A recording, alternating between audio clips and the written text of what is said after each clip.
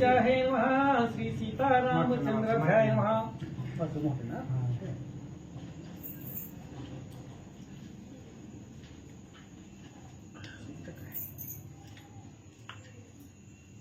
दोन स्टॉल बी दिली. तीन झालं आणि आल्यावर आणि गॅप द्यायला जय जय श्री सीतावरा जय राम कृपसागरा अवतरला भक्ता लागी करुणी दुष्टाचे हनन साधू जना रक्षीसी पूर्ण परी मित्र आणि तुझ लागून सर्व काळ सारिखे. ग्रंथकर्ते या ठिकाणी सांगतायत कालचं कथेचं अनुसंधान. भगवान परमात्मा आहे आणि तो असणारा रामचंद्र साधू जणांचं संरक्षण करणारा, ज्याला अपराधी आणि निरपराधी समान बुद्धी असा असणारा भगवान श्री रामचंद्र आहे. सगळे काळ सारखे असणारा तो भगवंत आहे असं सांगतात. मित्र भावे भक्त स्मरती वैर भावे असुर चिंतिती परी दोघ एकच गती देसी अंती दयार्णवा. आणि भगवंता तुम्ही कसे आहे तर मित्र भावानं भक्त स्मरण करतायत आणि राक्षस आसुर भावानं स्मरण करतायत. दोघही स्मरणच करतायत, तुझं ध्यानच करतायत. पद्धत वेगवेगळी आहे. जी भक्त आहे ती प्रेमानं स्मरण करतात, भक्ती करतात आणि जी दुष्ट आहे ती विरोध भक्ती करतात. दोघांचाही उद्धार तू करतो असं सांगतात. तुझे चरित्र अगाध पूर्ण कोणी कथिती ऐकती जन हे उद्धरती ऐसे महिमान तुझे असे श्रीरामा. भगवंता तुमचं चरित्र आघात आहे, समुद्रासारखं तुमचं चरित्र आहे, त्याचं वर्णन करता येत नाही. आणि मग कोणी असणारे तुमचं चरित्राचं वर्णन करताय, कोणी सांगतंय, कोणी ऐकतंय, कोणी वाचतंय. जसं जमल तसं तुमच्या चरित्राचं उच्चारण जगतामध्ये होतं असं महाराज सांगतात. गत अध्यायी कथानक झाले शत्रुघ्न विद्यमानी शिवधीले सकळ राक्षस चरण आले तया दिदले जीवदान. पाठीमागच्या अध्यायाचं अनुसंधान आहे पुष्कराचं आणि ते असणाऱ्या विद्युत मालीचं युद्ध झालं. पुन्हा लक्ष्मीनिधीचं आणि विद्युत मालीचं युद्ध झालं. ही विद्युत माली रावणाचा मित्र असल्यामुळं, कपट असल्यामुळं कुणालाच ऐकत नव्हता. पण शत्रुघ्न महाराजांनी त्यांना असणाऱ्या स्वसामर्थ्याने मारलं आणि सगळे असणाऱ्या राक्षसांना अपजय प्राप्त झाला आणि इकडं राम सैन्याला विजय मिळाला असं सांगतात. शेष म्हणे वासायना ऐक्या आता पुढील कथना दैत्यवधीत शत्रुघ्ना सकळ वीरी स्तविले. शेष महाराज पाताळाच्या ठिकाणी वात्स्यन ऋषीला ब्राह्मणाला सांगतायत की ते असणाऱ्या राक्षसाला मारलं शत्रुघ्नानं. त्यावेळेस सगळ्या राम सैन्याला, ऋषी मंडळीला, जगती तळाला आनंद झाला. दुष्टवधाचे योग्य सकळ आनंद पावले भूपाल सहस्रकर झाला निर्मळ पवन सुगंध वाहो लागला. दुष्ट राक्षसाला मारल्यामुळे वातावरणामध्ये बदल होत असतो आणि पवन असणारा वारा सुद्धा सुगंधित वाहू लागला. पशु पक्षी आकाशामध्ये फिरू लागले. साधू संताला आनंद वाटू लागला असं सांगतात. नद्यांची उदके निर्मळ झाली सकळ प्रजा आनंदली जिकडे तिकडे कीर्ती पसरली शत्रुघ्नाचे पराक्रमे. नद्यांचं पाणी निर्मळ झालं, प्रजाला आनंद वाटला आणि जिकडं तिकडं शत्रुघ्नाची कीर्ती सगळ्या असणाऱ्या पंचकृषीमध्ये पसरली, वाढू लागले. सकळ सैनिक सिद्ध होऊन म्हणती शत्रुघ्ना लागून आता अश्वालागी गमन करावया सोडावे. आणि मग सगळी सांगू लागली. आता म्हणले घोडा पुढे चलू द्या, म्हणले जाऊ द्या. आणि मग सगळ्यांच्या ऐकून, सगळ्याचं बोलणं ऐकून शत्रुघ्न महाराज काय करतात. ऐकून तयाची वाणी सोडी श्याम करना लागोनी तो चालीला तोरे करोनी वन पवने उल्लिंगित. आणि मग घोडा पुढे निघालेला आहे. वन, उपवन, पर्वत, गिरी, दर्या सगळ्यांचं उल्लंघन करत करत करत करत अश्व पुढे निघालेला आहे. कुठं गेला. मागे सकळ सैन्यासहित शत्रुघ्न निघाला त्वरित तवरे वाती प्रत अश्ववर पातला. घोड्याच्या पाठीमाग सगळं सैन्य आहे. शत्रुघ्न महाराजासहित रेवा नदीचं पात्र आहे आणि त्या रेवा नदीच्या किनाऱ्यावरती घोडा येऊन थांबला. नदी तिरीचा मार्ग लक्षुण हळूहळू करी गमन तव मार्गे पातल शत्रुघ्न सकळ वीरा समवेत नदीच्या तीरेचा मार्ग त्या ठिकाणी क्रमण करत करत घोडा तिथपर्यंत पोहोचलेला आहे. पाठीमागून सगळं सैन्य येऊन त्या असणाऱ्या रेवा नदीच्या पात्रावर किनाऱ्यावर थांबलं. स्थानी ऋषीच्या श्रम शोभायमान पवित्र नाना जातीचे विहंगम ठाई ठाई क्रीडती. आणि त्या असणाऱ्या आश्रमाच्या त्या नदीच्या किनाऱ्यावरती ऋषीचे आश्रम होते. ठाई ठाई म्हणजे जागोजागी पक्षी आकाशामध्ये उडत होते. भयंकर असणारे म्हणजे सुंदर अशा प्रकारचे आश्रम ऋषींचे स्थापित होते. ऐश्यावलोकित अकस्मात वृक्षादिकी शिवशोभित जीर्णाश्रम देखत चतुन वीर तेधवा. आणि मग सगळं असं सुंदर चालू असताना सगळे त्या ठिकाणी ऋषी मंडळीचं वास्तव्य असताना शत्रुघ्न महाराजांनी एका ऋषीचा आश्रम जुना पाहिला. तर ऋषीचं काय बंगला असतं तर काय जुनच आश्रम झोपड्या. आणि एक खूप जुनी झोपडी पाहिली शत्रुघ्नानं आणि त्याच्या मनामध्ये प्रश्न आला. सुमतीला विचारलं म्हणे सुमती लागून हा कवनाचा आश्रम पुरातन मज रागी विस्तार करून कथन करी सत्वरी. मग जुनी झोपडी पाहिल्यानंतर ना शत्रुघ्नाने विचारलं सुमतीला, म्हणली कुणाचा आश्रम आहे, इथं कोण तपस्वी साधू मुनी ऋषी राहतोय याची कथा मला सांग. पण नगेश म्हणे वाचता येना ऐकून शत्रुघ्न वचना सुमती करून हास्य वदना सांगे कथानक तेधवा. पाताळाच्या ठिकाणी शेष महाराज वत्सयन ऋषीला सांगताय ऐक म्हणले पुढचा इतिहास चरित्र. त्या असणाऱ्या ऋषीचं चरित्र जी काही जीर्ण झोपडी होती त्या झोपडीमध्ये कोण महात्मा राहत होता त्याचं चरित्र सुमती शत्रुघ्नाला सांगतोय. ग्रंथकर्ते आपल्याला सांगतात येते महासमर्थ ऋषीश्वर वास करीत तयाचे दर्शने आपण समर्थ मुक्त होऊ जाणपा. शत्रुघ्नाला सुमतीने सांगितलं इथं महासमर्थ तपस्वी ऋषी आहे, त्यांच्या दर्शनाला आपण जाऊ, आपलं कल्याण होईल, त्यांचा आशीर्वाद प्राप्त होईल. सुमती सांगू लागले ओ वेदशास्त्रा माझी जाण सकळाहून असे निपुण श्रीराम पदतयाचे मन सर्व काळ असे पै. आणि तू वेदशास्त्रा माझी प्रवीण आहे, सगळ्यामध्ये तू निपुण आहे.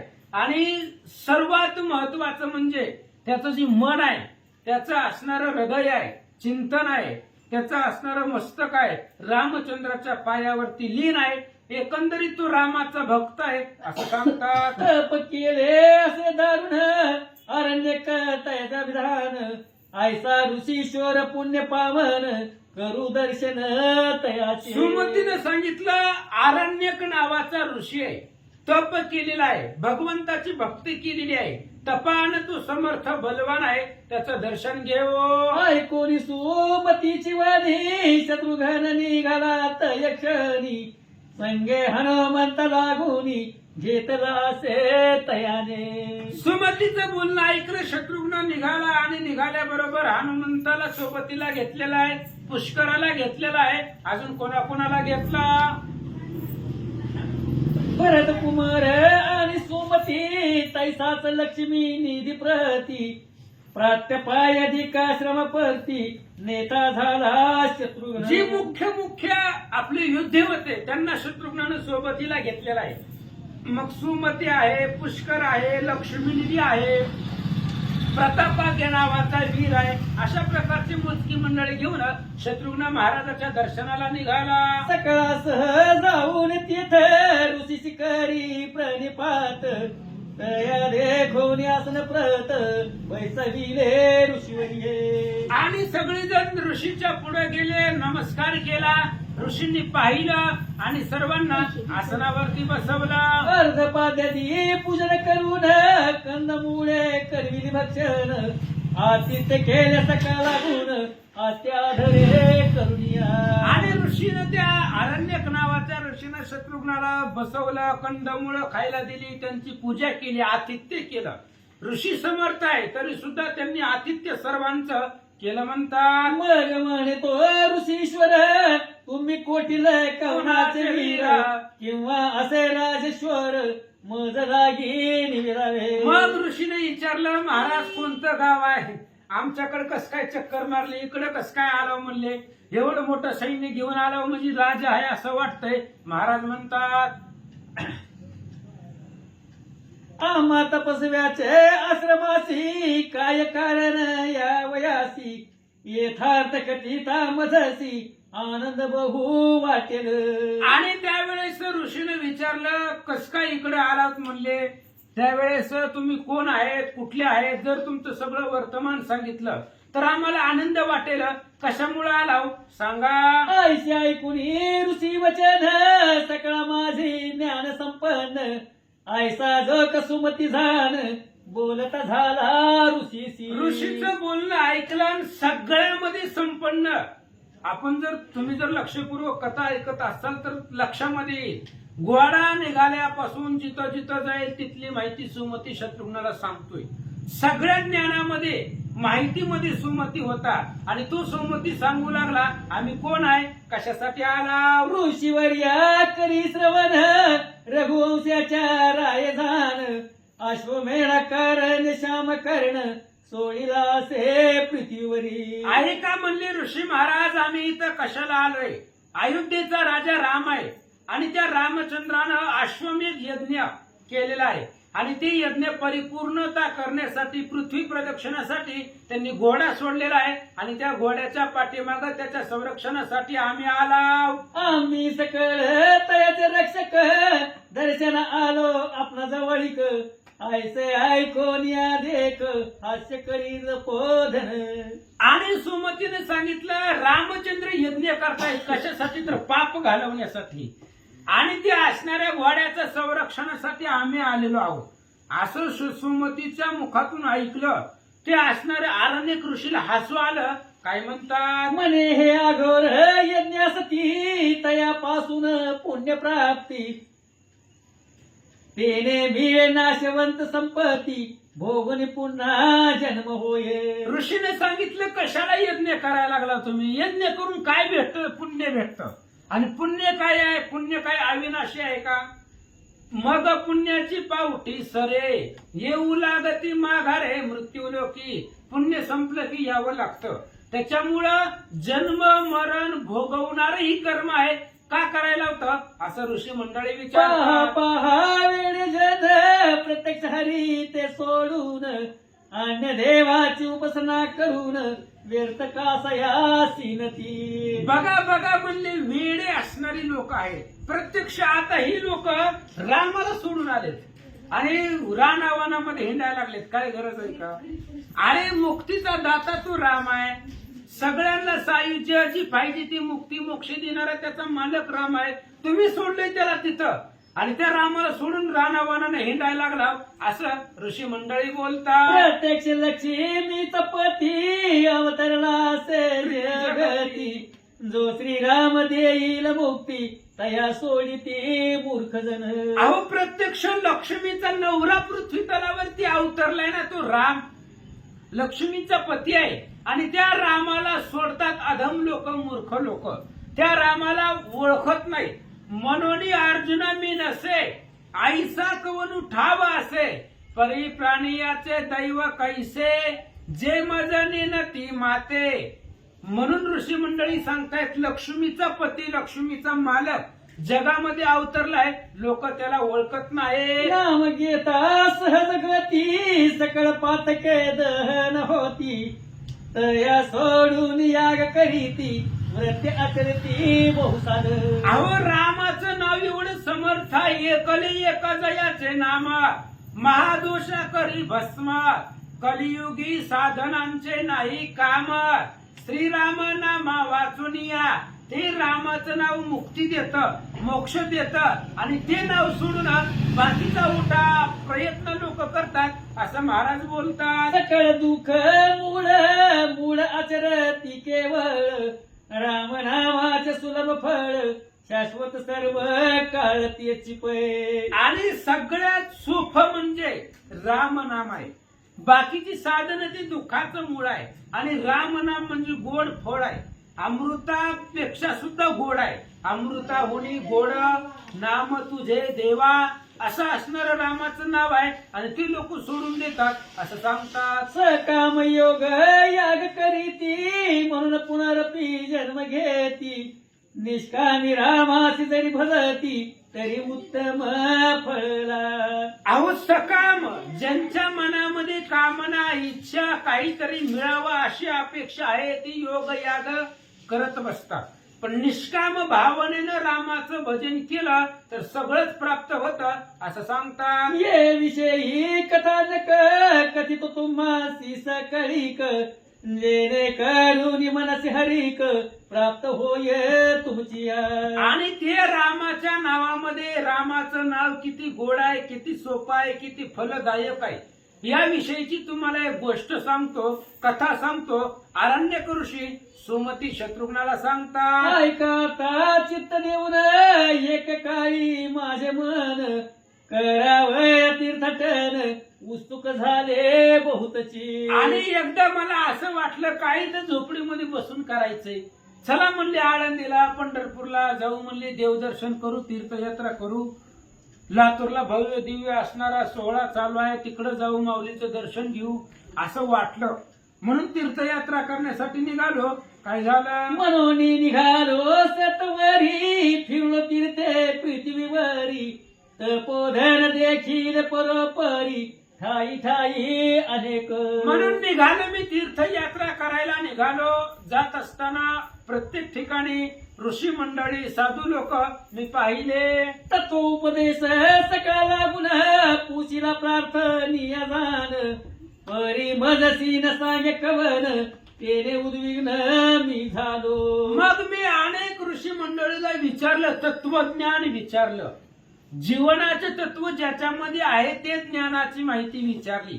पण एका बी ऋषीनं महाराजांना ती मला माहिती सांगितली नाही. इतक्या माझी काय झाले माझे पूर्वपण इतक्या माझी काय झाले माझे पूर्व पुण्य उदेले तीर्थाटन लागी वाहिले केले केले ऋषीवर्ये. आणि एवढ्या वेळामध्ये माझं पुण्य फळाला आलं आणि पुण्य उजळलं रे भाग्य. आता माझं भाग्य उजळलं आणि एक महाराज मला भेटला, तीर्थाला आला. कोण होता? नामजयाचे लोमेश मुनी मार्ग भेटला मद लागुनी तया लागे नमन करोनी काय वदलो ते ऐका. आणि तीर्थयात्रा करायला जात असताना मला लोमश ऋषी भेटले आणि लोमश ऋषींना मी नमस्कार केला. आणि महाराज काय म्हणाले? दुर्लभ नर देहाची प्राप्ती मज लागी झाली निभूती तयाची सार्थक टक्के होती करावी ते मज निवेदी. मग त्या लोमश ऋषीला मी विचारलं, म्हणले महाराज हे नरदेह आम्हाला मिळालाय, दुर्लभ आहे. आंधळ्याच्या हातामध्ये कावळा सापडावा तसा नरदेह आपल्याला मिळालाय. मग त्या नरदेहाचं सार्थक करायचं काम आपलं आहे. मग आता या देहाचं सार्थक कसं करू? मला काही उपाय सांगा. हा संसार सागर घोर तेर कैसा पावेन पहिला पार सांगी जयाचा विचार मज लागी कृपाळुआ. भगवंता तुम्ही लोमश ऋषी ज्ञानी आहेत, समर्थ आहेत, तपस्वी आहेत. संसार सागरामधून तरुण जाण्याचा उपाय सांगा, पर्याय सांगा. तुम्ही कृपाळू आहात, सांगा. काय करावे व्रतदान किंवा जपतप अनुष्ठान कवन्या देवतेचे आराधन करून मुक्ती मज होये. कोणतं व्रत करावं, कोणतं दान करावं किंवा जप तप अनुष्ठान किंवा कोणत्या देवताचं आराधन करावं जेणेकरून माझ्या नरदेहाचं सार्थक होईल असं मला सांगा. सकळ जानत आपण योग्या दसी असा निपुण तरी मज लागी साधन निवेदावे मुनिवर्या. महाराज तुम्हालाच का विचारलं? कारण तुम्ही वेदशास्त्र संपन्न आहात, सगळं जाणणार आहेत, योग अभ्यासामध्ये निपुण आहात. म्हणून मला सांगा देहाचं सार्थक कशात आहे? ऐसे प्रार्थिता तया लागून काय वदला कृपाघन प्रश्न ऐकून माझे मन अत्यानंद पावले. आणि मग मी असा प्रश्न त्यांना केल्याबरोबर लोमश ऋषींनाही आनंद वाटला. काय प्रश्न विचारलाय? देहाचं सार्थक आजकाल कोणी विचारायला लागलंय हो? देहाचं सार्थक कसं करायचं कोणी विचारलं का आतापर्यंत? मग असे प्रश्न आपल्याला विचारले म्हणजे हा ऋषी सुद्धा प्रवीण आहे, ज्ञानी आहे असं वाटलं होतं. तू विचारीले उत्तम तरी कथितो तुझला गुण दान व्रत या गादी दान देती स्वर्ग सुखासी. लोमश ऋषींनी आरण्याक ऋषीला विचारलं, तू उत्तम प्रश्न विचारलेला आहे. हे बघ, दान धर्म तप योग याग ही केल्यानंतर ना उत्तम फळ प्राप्त होतं, यानं स्वर्ग प्राप्त होतो.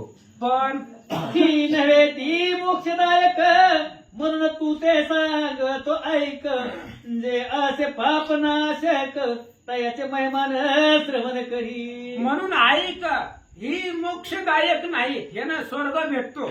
स्वर्गातला आनंद, स्वर्गामध्ये राहता येतं, वैकुंठामध्ये राहता येतं, कैलासामध्ये राहता येतं, पण मोक्षदायक हे नाही.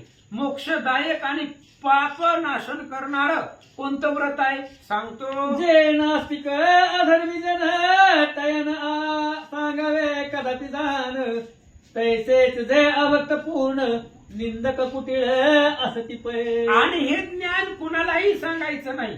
जे अभक्त आहेत, कुटीळ आहेत, वाईट प्रवृत्तीची लोक आहेत, ज्यांच्या मनामध्ये द्वेष आहे, अशा लोकांना हे ज्ञान सांगू नये असं महाराज सांगतात. जे कसरा असती शांत तेच झाले जे राम भक्त वैराग्य श्रीराती विरक्त कधी तया प्रतिबोध. आणि हा बोध त्याला सांग जो शांत आहे, आणि जो शांत आहे तोच रामाचा भक्त आहे.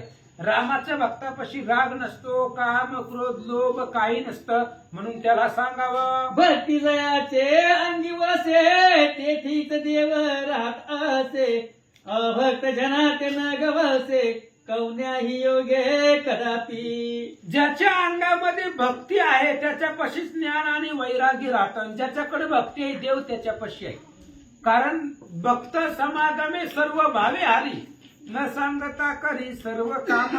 जिथं भक्ती आहे तिथंच भगवंत आहे असं सांगतात. भक्ती आणि वैराग्य जाण भगवंत प्राप्तीचे लक्षण जया अंगी बांधली हकून तया चिदघन प्राप्त होय.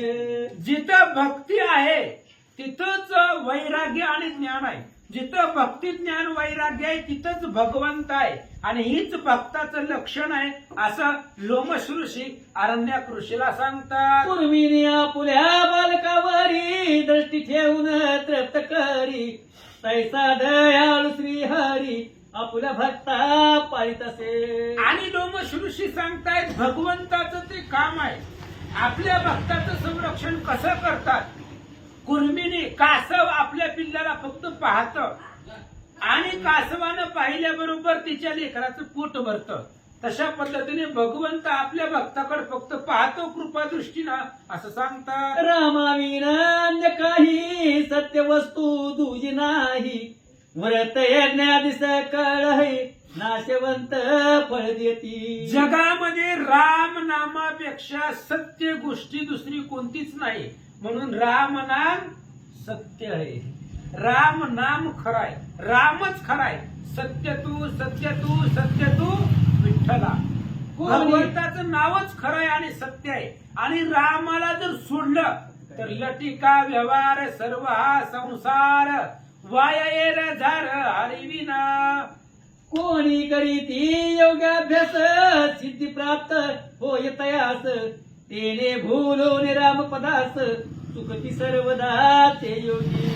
अहो जे योगी आहेत ते योगी योग अभ्यास करतात, सिद्धी प्राप्त होते, आणि सिद्धी प्राप्त झाली की अभिमान येतो, आणि अभिमान आला की मग लोक भगवंताला विसरतात असं सांगतात. विषय जळले जैसे मन तैसे रामी रमता पूर्ण तेच जाणावी भक्ती लक्षण दुजे असत्य सकळही.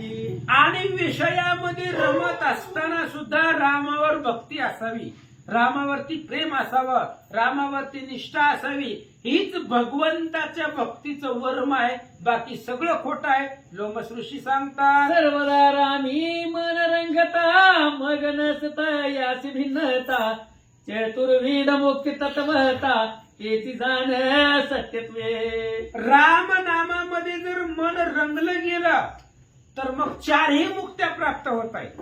हे बाकी दान धर्म योग हवन यज्ञ ह्यानं स्वर्गवास होतो, ह्यानं मोक्ष भेटतो, ह्यानं कुठली बी एक मुक्ती भेटते. पण रामनामामध्ये रंगलं की चारही मुक्ती त्याच्या दासी होतात असं सांगतात. सकळ बद्ध ज्यासती जन ते कैसे असती अज्ञान जैसा तूळ पिळता जाण सूत्र नाम पावला. आणि बाकीचे जे बद्ध लोक आहेत ते अज्ञान असतात आणि ती अज्ञान असल्यामुळं भगवंताला ते ओळखू शकत नाहीत असं सांगतात. तैसे माया योग्य करून धरित पीळ अभिमान तेने विसरले मुळीचे खून अज्ञानपणे नासले. कशा पद्धतीने मायेनं जीवाला बांधलेला आहे, आपल्याला बांधलेला आहे, याच्यामध्ये नवल नाही. देवाच्या बापाच्या पायी वहिले मायेने बिडी ठोकिली तेथे माईकची व सकाळी मुक्त कैसी होती परी अभिमान पीळ काढावया गुरु फिरवी उलटुनिया ते मूळ रूप आपसया प्राप्त होई सत्वर. अभिमान रूपी पीळ बसलेला आहे जीवाला आणि ते अभिमान रूपी पीळ काढण्यासाठी गुरु लागतो.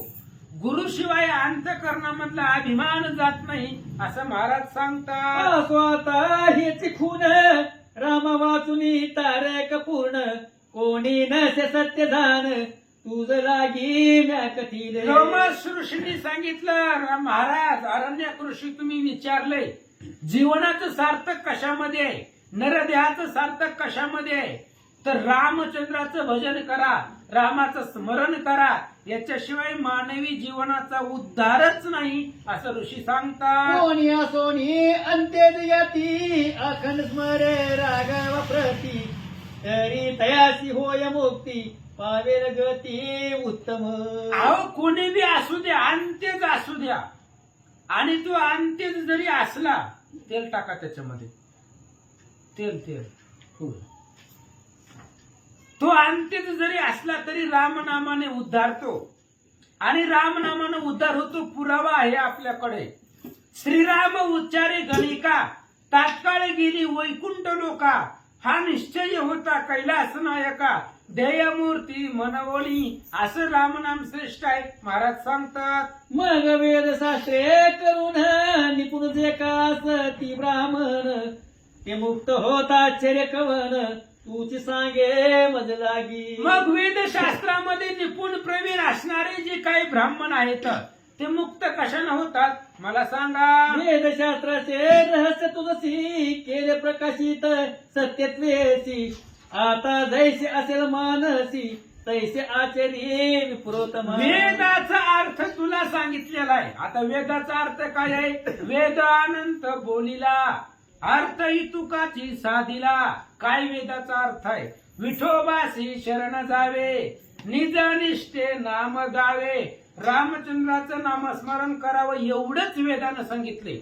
आणि ते पण मी तुला सांगितलंय, तुला जसं करायचं तसं कर. ऐसे लोमशाचे भाषण ऐकता मागुती केला प्रश्न तोही तुम्हाला गुण निवेदितो सकळी कर. अरण्यक ऋषीनं लोमस ऋषींनी सांगितल्याबरोबर पुन्हा त्या ऋषींनी लोमस ऋषींना प्रश्न केला आणि काय विचारलं ते मी तुम्हाला सांगतो, ऐका. कैसे करावे राम ध्यान कवन्या परी करावे पूजन हे म्हणजे करी निवेदन म्हणून प्रार्थिले तयाते. मी पुन्हा लोमस ऋषीची प्रार्थना केली, त्यांना विचारलं तुम्ही म्हणताय रामाचं भजन करा ध्यान करा, पण कसं करा, कसं करायचं त्या रामाची पूजा त्यांचं ध्यान अंतःकरण एकत्र कसं करायचं सांगा. मग बोलिला ऋषीश्वर जेने गोष्पदवत भक्त सागर आयसा राम ध्यान साचार तुझ लागी निवेदितो. आणि मग त्या ऋषींनी सांगितलं रामचंद्राला विसरायचं नाही क्षणभर सुद्धा.